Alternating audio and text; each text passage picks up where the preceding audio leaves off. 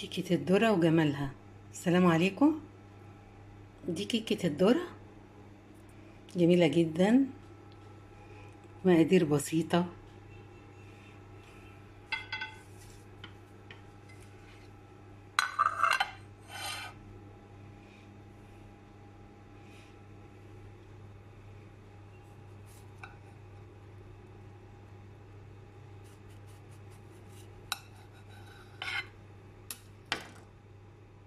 عملت كوباية الا ربع ديق ذرة، وكوباية الا ربع دقيق عادي، ونص كوباية سمنة على زيت، ونص كوباية سكر، وطبعا معلقة بيكنج باودر، و...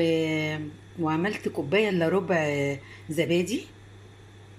كوباية يعني بنفس العيار اللي انا كنت بعاير بيه الدقيق وكده، و... وبس. وكانت جميلة جدا.